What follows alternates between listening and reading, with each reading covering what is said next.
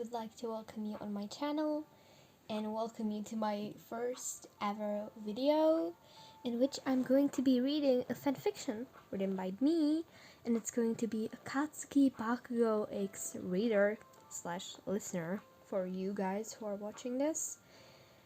I wrote it today. It has 1,747 words, so I really hope you enjoy. You can probably hear some music in the background, and I'm really sorry if I'm not that loud. It's because it's nighttime and my parents are almost sleeping. There's a quick note about a quirk and the details to it. So I already gave a quirk to a character in the story. The quirk is called mirrors. You can reflect people's quirks and their attacks on them.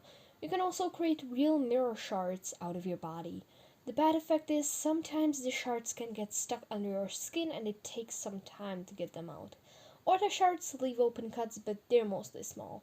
The other bad effect is when you are reflecting people's attacks, the mirror effect can break if a strong force and pressure repeatedly hits your name for a long time. Okay, that's all I want to say. Please enjoy the video.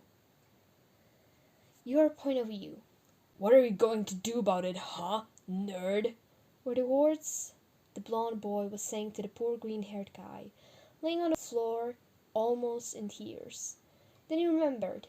Katsuki Bakugou. Quirk explosion. You mumbled under your breath.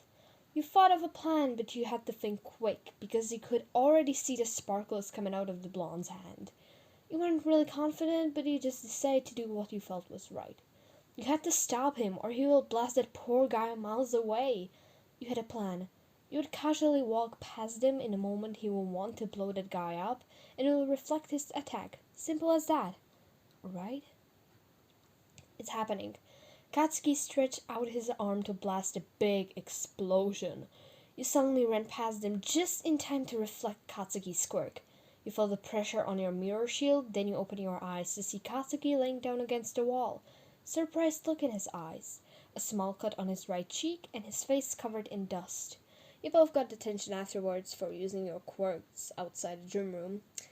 You were still in the school as this happened. You didn't get close to the green-haired boy after that happened. You just sometimes waved at him as he was walking in the hallway. But who you grew closer with was him. Katsuki Bakugou started admiring your quirk and called you not so weak afterwards. Your relationship could be considered as you being friends, but honestly, it was just you most of the time mocking each other and laughing. No one really understood your relationship, until Katsuki somehow started catching feelings for you. One day you ran after Bakugou, who was on his way home. So, Bakugou, you got cut off before you could even finish your sentence. Call me Katsuki, damn it. You don't have to call me by my last name. We're friends, you know. You were kind of surprised he even found the courage and got over his ego to consider the two of you friends. You smiled and continued your sentence. Okay then, Katsuki, which school did you apply to? He looked over at you and said, The hero course at UA, of course. I want to become the best hero of them all. You chuckled and said, with a smile on your face, Well, guess that's where we parted ways. Bakugou looked at you with a questioning expression on his face. He remembers how the two of you were talking about going to UA together. He soon found out you tried applying, and you could have gotten accepted, but your parents found a different school in Germany, and insisted you would go there. Bakugou was very sad hearing this message, and he couldn't hold it in anymore. He hugged you very tightly, and you could hear quiet sobs coming from him, but you couldn't see him because of your face being buried in his chest. Katsuki, you're going to make me cry. Seriously now? Your voice starts to break as you can feel tears in the corner of your eyes. It's alright, just please promise me. He pulled away and looked at you. That we will meet again. Please. You smiled a little, feeling the tears flow down your cheeks. Of course we will, Katsuki. You placed a small kiss on his cheek, and then you parted your ways, not knowing that you won't come to Japan anytime soon. I was getting bullied a lot at German school because some people just looked down on me, and I couldn't stand up for myself.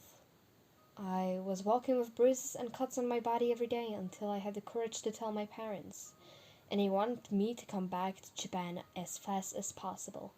So I booked a flight this very night, let's say sometime around 4 a.m., so I didn't have to go to that awful school again. And you applied to UA.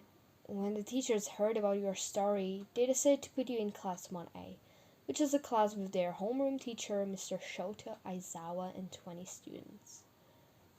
Your point of view. I finally got to UA with my parents, who carefully took my luggage out of the car. Then we met Principal Nezu, who was, well, not what I had expected him to look like. He is a small white mouse with a scar above his right eye, and a suit. He was also holding a cup of tea. He asked me and my parents a bunch of questions. Then we got to the dorms to leave my luggage in my room, which was located in between the rooms of girls named Ochako Uraraka and Mina Ashido. We slowly wandered into the school as I gave my parents goodbye hugs and kisses, and they left. I followed Principal Nezu through the school, and I must say it was huge. Bakugou's point of view. Another fucking day at school. At least the good news are some new extras attending our class today. And the extra is sitting in front of me. Great. Just great. I hope they won't be like that fucking pervert behind me. Like that fucking Nerdeku. I get all angry just by thinking about him. Please consider that Hagakure just sits somewhere else, okay? Thank you. I hope we can go straight up to hero training. The door opened and in walked Aizawa. The students thought he would come in with the new student, but apparently he's alone.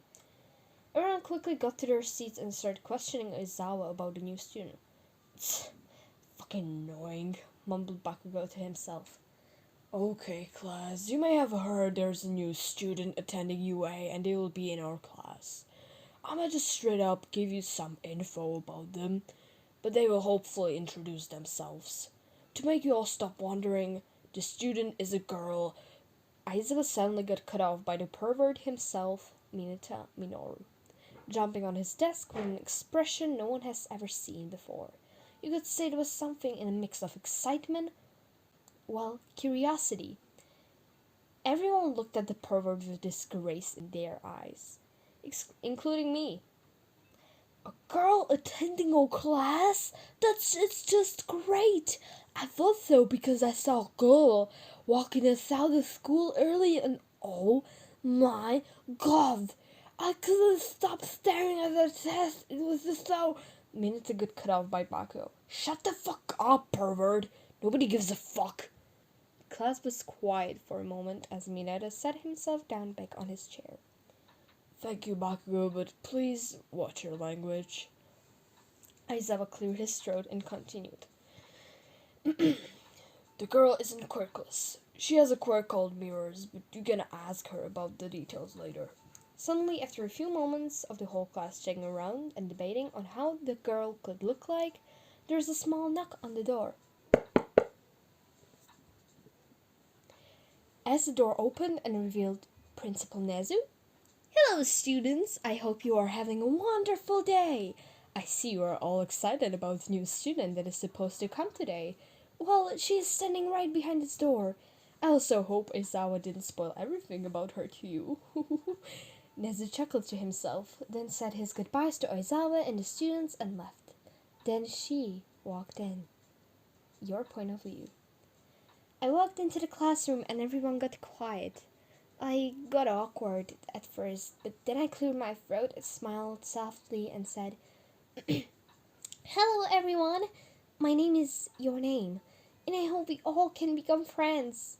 My quirk is called mirrors because I can reflect people's attacks, and I can create shards out of my body, which I can make into weapons and armors. The bad thing is sometimes when I use too much shards, they get either stuck under my skin or they leave cuts.